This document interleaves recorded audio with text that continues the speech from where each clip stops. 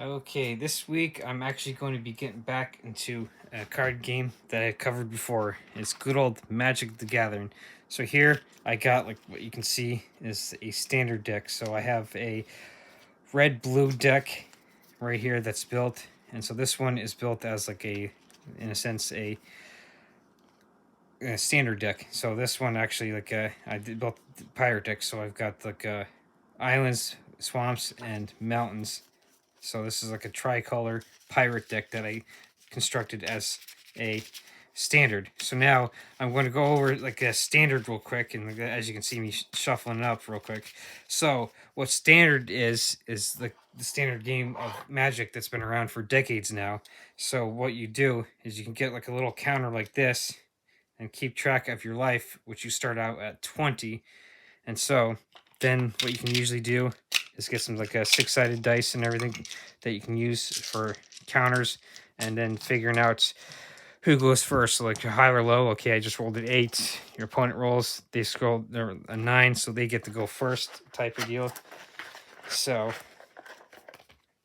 now the thing is with standard, like I did in my previous video a while ago, the way you do it is with standard is you got a 60 card deck and everything, and the way it works is you've got like your land. So like here for instance, I've got like a non-basic land. So this is like a island swamp, so it adds either an island or a swamp. And so you got then your basic lands of mountains, swamps, forest, whatever the each one costs. And now you also got like your typical creature cards. So this is like your legendary creature, the human pirate, Admiral Beckett Brass. She's has 3 power, 3 toughness, and then like the text on it, like what it does and everything. And you also got like your artifacts, and so you got your instances, your instant spells. And of course, as you can see here, I got what's known as a planeswalker. So Nicole Bolas, Planeswalker, explains like how Planeswalker works, and what they do. They work slightly different than your typical creatures. And you got what's known as an instant, which you can cast like instantaneously. And got some artifacts right there. You got sorceries, which are basically spells that you can cast, and every other card you can explains what it does right there. And so trying to look for other things, so artifacts, sorceries, enchantments, instants. So that's pretty much like a standard. So like a 60 card deck, 20 life. You play as like a Magic's been played for decades. Now what I'm going to go over next is the next type of play, which is what's known as Commander. So now I got the deck right here that's already made, and that's pre-made.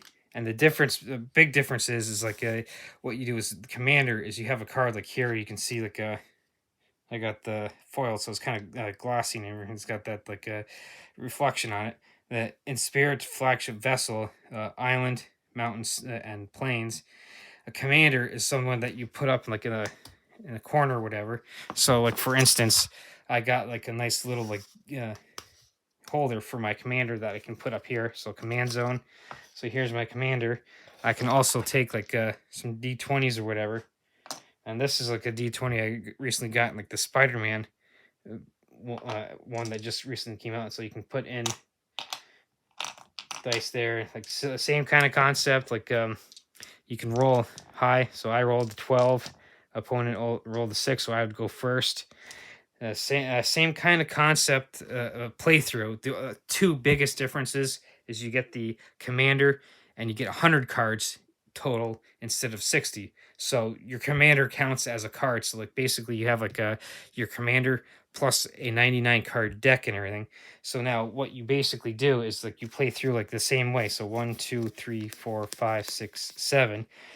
Now, as I flip these around, so that way I know I'm pulling like that. So what I can do is I can either mulligan or keep and everything. So here's one of the instances that I mentioned before.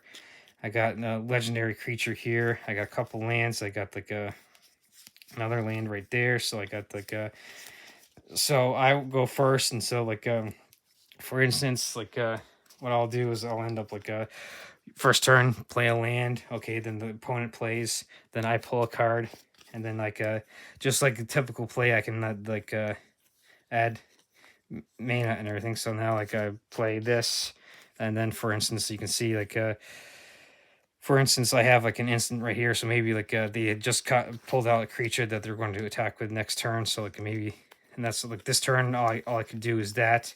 So the thing is though, like with commanders, is like once I get like the cost and everything to be able to cast them, I don't necessarily have to pull them from my deck.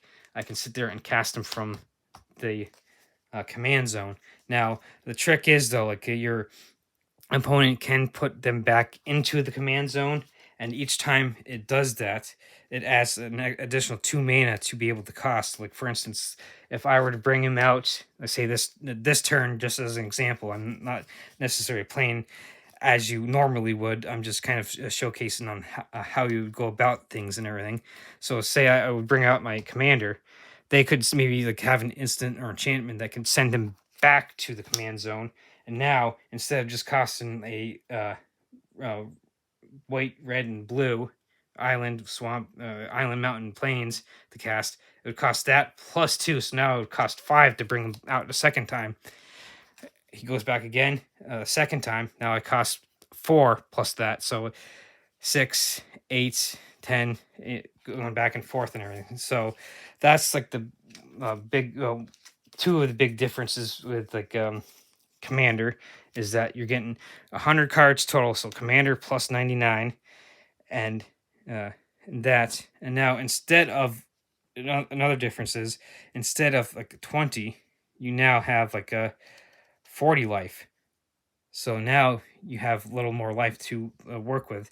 And now usually before like standard would be just kind of like a lot of times would be one-on-one. Now you could quite possibly do like a 3-way battle or 4-way battle, but it wasn't that common from what I remember. Here you actually work in what's known as a pod. So you have 3, maybe 4 people that are you're playing in a pod. So you have like a you have to be like a little more strategic and everything. And another way to win, not only can you knock people down to like down to 0, pretty much like 0 life to win. So if someone gets 0 life, you win. Just like in standard, you knock him 20 points out, all 20 of his life, you win. There's something known as commander damage. So for instance, like my commander here, this being a spaceship, I had to put counters on him to be like 8 counters to actually be a creature, and I have to tap other creatures to be able to put counters on. So like for instance, if I brought out the Angel of the Ruins, each time I would tap the Angel of Ruins, I could put in a sense 5 counters on the In Spirit, and so like the first time that would get 5 counters, would then unlock that first ability. Then the second time, it would actually unlock that second ability, and now he becomes an actual creature. So then when I attack with my commander, I do like the typical 5 damage. But like if I do a total of 21 points of commander damage, then I win. So I can either reduce him down to 0 hit points from 40, or I might have like stuff that gives like for instance like the gavel of the righteousness and everything right here. I get +1/+1 or whatever, so I can start adding stuff on him to have him do more damage. So if I do like instead of 40 points of life damage, I can do just 21 with my commander and win that way. So that's another way to win. And of course, there are some cards and combos. Now I don't have any in this deck or whatever, but like there are some combos that like will let you mill your cards to like kind of like get a certain they're like a enchantment or an instant or like a sorcery that will like, hey, look, I play this instant, it let me mill my deck until I get this enchantment that lets me like do this much damage automatically, or I can start pulling out like a bunch of tokens and stuff, or like or for instance like I got like another deck right here that I made that I've been starting to use. So tokens are kind of stuff that like for instance that you pull out and everything. So like for instance, a token creature you can see here is something that you would in a sense create based on like pulling out a card that says like, hey, look, this card comes into play. You pull out like you create like a 4/4 beast token and everything. So you have a combo that you can sit here and like a cause like a cast an enchantment or a sorcery or something that lets you keep untapping uh, that the creature, like maybe pay this land and then cast this enchantment and then untap this, cast it again, and untap this, and to be able to create infinite creatures and just kind of like in a sense stack like a billion tokens or whatever, and then attack with like a billion tokens or whatever. So there are definitely different combos that you can use that wouldn't necessarily be like your normal. Hey, look, I can start getting rid of your creatures, or I have like a source, like a sorcery card or an enchantment card that deals damage directly to you, knocking you down to 0 life.